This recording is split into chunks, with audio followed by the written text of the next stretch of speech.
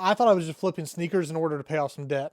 In fact, up to that point, I had made $6,000 or $7,000 and felt pretty unstoppable. Then one day, a guy sprinted off with my $1,300 pair of Jordan 1s right in front of me. That moment changed everything for me. I can still see it as if the whole thing was happening in slow motion, and that moment flipped my entire mindset. Let me walk you through the entire story, and even more importantly, how that singular moment is responsible for my now $1 million business. In this video, I want to teach you some of the most important lessons I ever learned in the midst of this horrible situation, and hopefully you get to learn them without getting scammed. So at the time, I was actually working with a church plant. I was making around $28,000 a year, very little money, and I had some debt that had to be paid off. Well, the $28,000 a year for my salary was covering my living expenses, but I needed to find a way to pay that debt off. So I decided to start flipping sneakers. And in fact, I had actually been doing really well. Again, as I said in the beginning, I had already made between $6,000 and $7,000 of profit reselling sneakers, and I felt incredible. I was confident, I was efficient, and at that point, I thought I had it all figured out.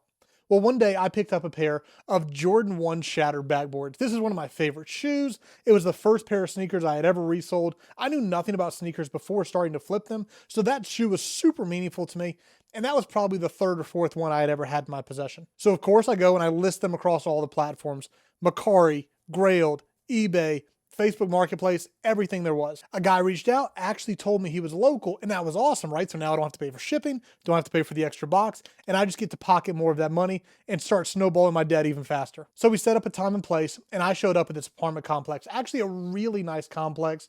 Had never been over there before, but the area looked really, really nice. And I remember every moment of this in absolute detail. I was sitting in my car. I remember him, we're texting back and forth. He finally walks over to the car. I said hey to him. We talked for maybe 2 to 3 minutes. And finally, I showed him the sneakers and he showed me the money. And I said, awesome, looks good, kind of at the same time. I'm taking the money. I'm handing him the sneakers so he can start to look at them. And the second I put that money in my hand, I spread it out and looked down at it. I could immediately tell it was fake. And I remember I was looking down and I looked up and he was already halfway down the street. The dude was gone. Maybe one of the fastest guys I had ever met in my entire life. But this dude was absolutely booking it. I'll be honest, I've never been the fastest guy. I'm watching him run, knowing there's no world I'm going to be able to catch him. He runs down the street, makes a hard turn into one of the apartments, and he was just gone. I stood there absolutely stunned, thinking, what the heck am I supposed to do now? Obviously, the next thing I did was call the cops, file a report, and the cop actually told me there have been 2 or 3 instances in that past week of people who've gotten jumped in that same area. So what I know now is probably if I had followed him, he probably had a friend waiting there to jump me if I tried to follow him. So a little bit of a blessing even in that. And this is where I learned my first lesson from this story. Protect your assets at all costs. Looking back on it now, there are a dozen things I could have done to protect myself. There were so many ways that I could have made sure, from locations that we met to people who were there with me, there were so many ways I could have protected my favorite pair of sneakers.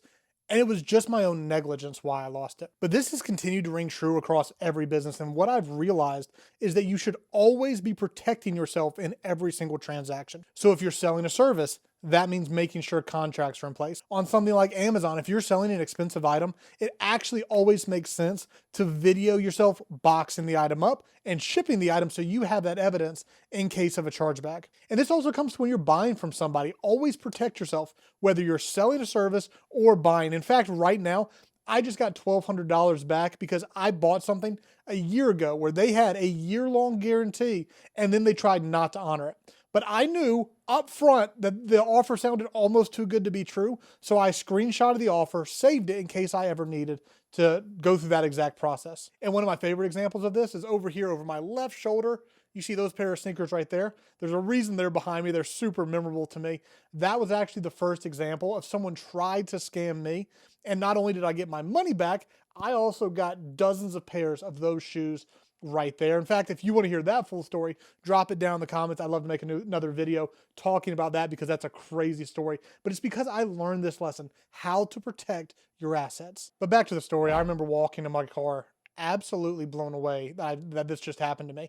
To be honest, I have a tendency to be a little egotistical, think I know it all. I couldn't believe that I had been so naive to walk up to this guy, no one with me, not in a safe location, and have something that I cared about so much in that moment stolen from me purely because of my own negligence. I remember just sitting in the car thinking, how could I possibly be that stupid? And I realized The biggest mistake wasn't just trusting the guy, though that was clearly a mistake. The biggest issue was the business model that I was actually operating in. And this brings me to the second lesson. The business model that you choose actually matters. I've been in multiple business models where scams were just incredibly rampant. Flipping sneakers and flipping high-end watches. You almost just know that you're eventually going to get scammed and have to factor that into the equation. Obviously, you try not to. You do everything you can to prevent, but it does just happen over enough time and over enough deals. Why would I ever want to be in a business model where that is built into the equation, or at least built into the equation on such a high level? But even beyond that, even if everything had gone perfect in that deal, let's think about it. I would have had to go out and meet this stranger in person. I would have had to handle the inventory myself, and I would have risked my safety for a couple $100 of profit. There's just no world that's ever worth it. And it made me question the entire model. I started asking myself, is this business model even worth it? Like, is it scalable? Is it worth my time? Can I eventually outsource it, protect it, and automate it? And I just started to realize this was a side hustle and not a business. If I was going to be investing my time into something like this, why not find something that could actually scale, that could actually make more money, and that actually gave me more flexibility? A lot went into buying shoes, repackaging them, and then shipping them to other people. Weren't there better business models out there that could make me more money and give me more flexibility while eventually being able to be automated and more scalable? This is what eventually led me to things like affiliate marketing, like online arbitrage, things that are incredibly scalable and are very easy to automate. So getting scammed actually pushed me towards real business models and not just cash grabs. Honestly, if it weren't for this moment, I still might be doing side hustles that make me a couple extra $100 a month and not tens of thousands of dollars of profit a month. And I kept flipping for a while, but the truth is, everything changed.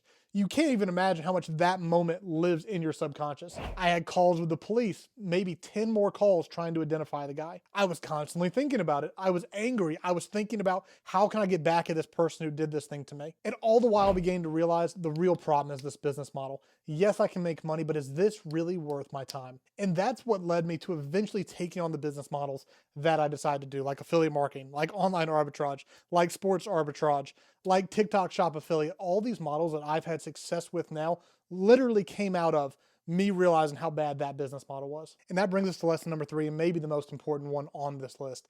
Use pain for perspective and not as fuel for bitterness. Like I said, at first I was angry. I wanted revenge. I wanted to figure out how I could hurt this dude who hurt me, but none of that served me. It didn't help me grow my business. It didn't help me make more money. It didn't help me pay off my debt. All it did was make me angry and bitter. But eventually I was able to realize that frustration did not serve me. I was serving it, and I turned it into a unique focus. And I told myself, if I could make money doing this, I could make money doing anything else. I need to grow up. I need to stop worrying about the things that are out of my control and keep more things in my control. This mindset served me in every single business I built so far. Because the truth is, your absolute worst day can be your most profitable lesson if you allow it to be. So coming out of it, here's what I learned. Protect your assets at all costs, whether buying or selling. Second, I learned that the model you pick actually matters. Think about things that will eventually scale, and even better if you're able to automate it. And number 3, don't waste pain. Use it as an opportunity to learn, to grow, and to pivot. Yeah, that day in the parking lot sucked.